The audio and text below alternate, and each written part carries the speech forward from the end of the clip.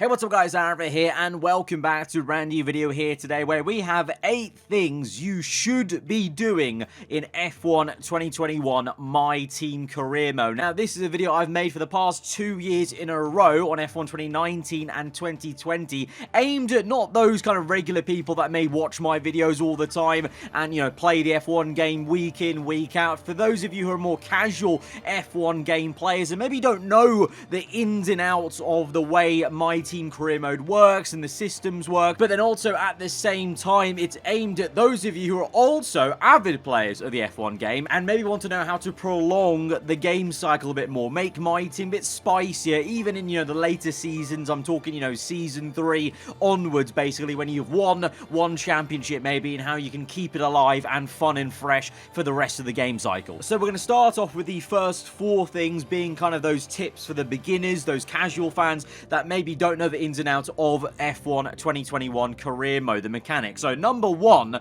is going to be sign a teammate early with high experience to salary ratio. What I mean by that is someone like Fernando Alonso, the older drivers that are going to cost a bit less but have good amount of experience. Pierre Gasly is a good one, to be fair, as well. Maybe not the highest experience, but Gasly is one of the best drivers in terms of the salary that you have to pay him versus the actual driver you're getting in the game at the moment. What I mean basically is going for drivers that are just older, that have more experience, because in-game experience essentially just equals more R&D you get from them every single practice session, quali, and the race weekend. Basically, the R&D they earn by themselves that you get to spend obviously on the team, a higher experience level just means that, literally nothing else. In terms of the actual tangible, what it affects the game in MyTeam Career Mode, it is just plain and simple the R&D they earn. So definitely go for a more experienced driver. Maybe might cost less as well because he's older, so getting towards the end of his career, of course. And also coupled with that, I would say spending money on the R&D boosters you can do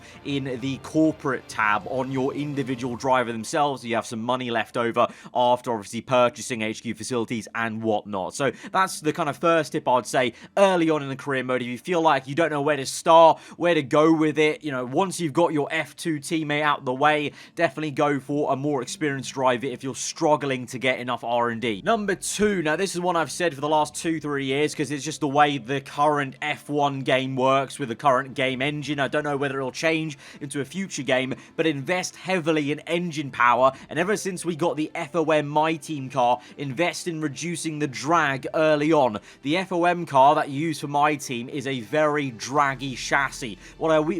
What I mean by that is the weight of the chassis is quite high, and then also the drag that it has on the car is very, very high compared to every single real F1 team you're going to be racing in the MyTeam Career Mode. So the quicker you reduce the drag and also the chassis weight, to be honest, as well, and then also improve the engine power all together, that's going to really make a massive impact compared to the actual pure aero, or let's say the weight distribution or other things in the engine like ERS and fuel. Those things you're actually going to tangibly see in the race. You're going to gain time every single straight corner exit on the AI. That's also where they're massively overpowered on sometimes at some circuits. You'll kind of notice a pattern if you play it enough. So definitely go for reducing drag and the engine power, and that should see you kind of catch up a little bit quicker. Number 3, now this is just bringing to the attention, if you didn't know already, that we have a new little system on this year's game, a new game mode, a mini game mode called Quick Practice Mini Modes, where you can simulate the practice sessions, but you can actually play along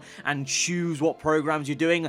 Definitely do that. I've been doing it since season 1 because, as a creator, I need to save time, during the race weekend, but, some of you may be doing the practice programs properly, from season 1. But what I would say is in later seasons, when it comes a little bit, tedious, a bit the samey, then definitely do those quick programs because it's still a way to earn R&D, whilst, still obviously, saving the time, because it takes, less than a minute basically to do each free practice session in the mini game mode. A kind of added caveat to this is if you're a more experienced player and you're finding it a bit too easy, if you skip those modes entirely, that's also a way to make things harder for you because you don't earn as much R&D then by skipping them. And finally, number 4, when it comes to the just out and out tips for those of you who are newer to the F1 games, invest in marketing at the end of season 1 or in season 2 when you have the money and the budget to do so, because marketing, higher marketing in terms of those upgrades means higher acclaim level, and the more acclaim you have, the more money you're making, and therefore you can spend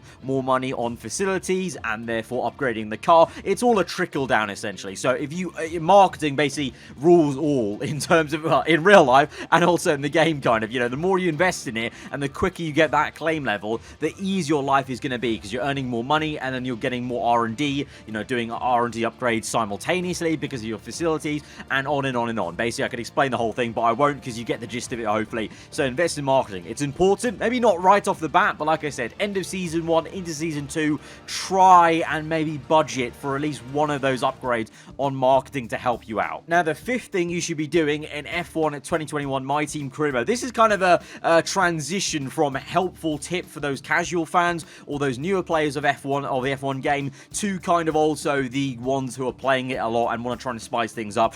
Definitely, if you want your teammate to do better or give you a challenge, invest in personnel by a lot. If you invest in personnel, your teammate's going to be so much better. Now, either that's going to help you out in the championship if you're early days, you're a newer player, you're struggling to score points yourself maybe, and you need your teammates' help in the championship. Invest in personnel and you'll actually start doing things. You'll start scoring points and it'll help you in the earlier seasons. If you're an avid player of the F1 game, I also recommend, if you've got a good AI driver as your teammate, let's say like a George Russell, Gasly, Lando Norris, you know, Leclerc, Sainz, you know, the drivers who are already quite highly rated, but they're not quite there at like Verstappen or Hamilton levels. If you invest in personnel, they're going to become, you know, 98 rated, 100 rated. Now, obviously, race to race, they may not be right at the pinnacle of that performance, but if they're focused enough, they're going to be very bloody quick, and that actually might be a bit of a challenge for you, because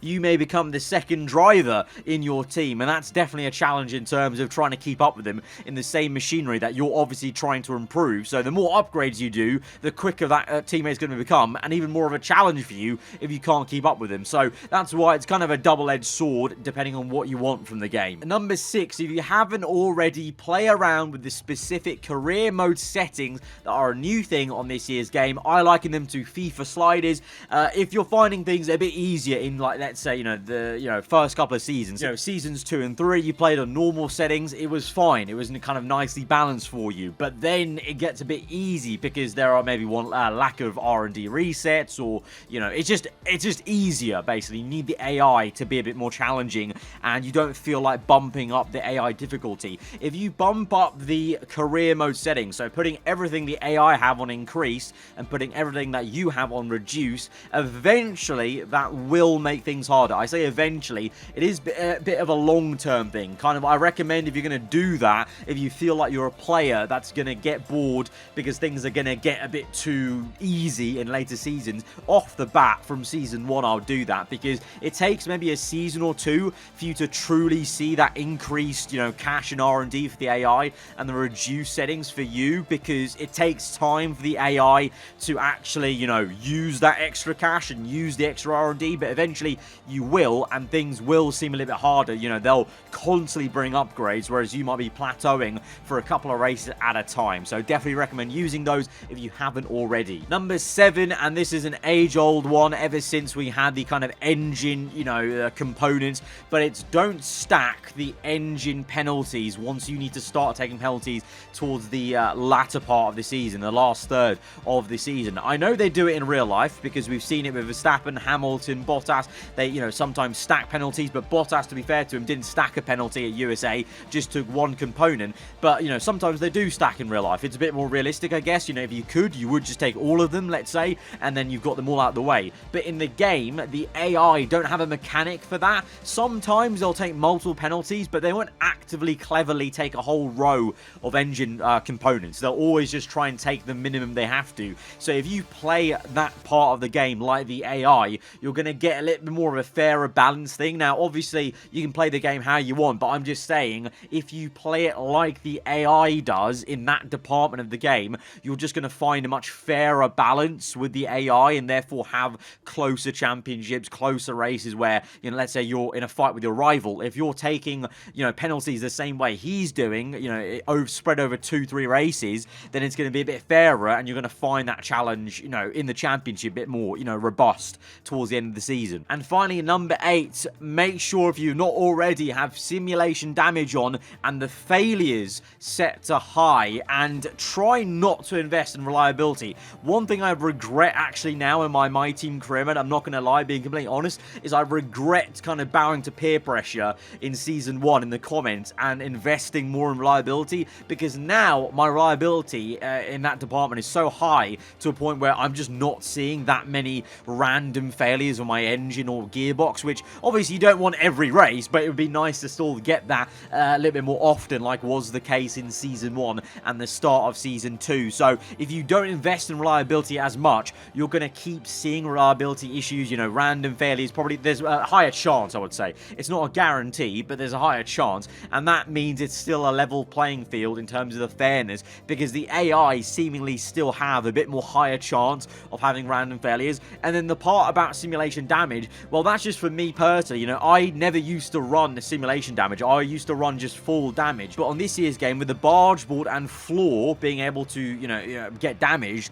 I've run sim damage, and to be honest, I've actually not really seen too much difference in terms of my front wing, you know, taking knocks and whatnot. It just means basically when you have a crash that's a bit bigger, you're going to get an actual full effect penalization, like my Monaco Grand Prix in Season 2, where I had a T-bone collision, I broke my floor, and for the rest of the race, I was struggling. It just punishes you more for a big crash, but when it comes to little tiny taps here and there, to be fair, I've actually really not seen a big difference in terms of how much I'm knocking my front wing and whatnot on sim damage versus full damage on F1 2020, so it's actually not that much of an issue. And in terms of, you know, giving AI more space, I don't feel like I've had to actually do that. I've still been aggressive as usual, but it doesn't really affect that too much. It just means on the bigger crashes, you're going to get that, you know, bigger impact like they would in real life, a la, you know, Verstappen, Hamilton, when they've been in altercations. Like Hungary screams to mind as the biggest thing. You know, that was like, you know, a massive bowling alley, and all those drivers had a massive hit in terms of points their race,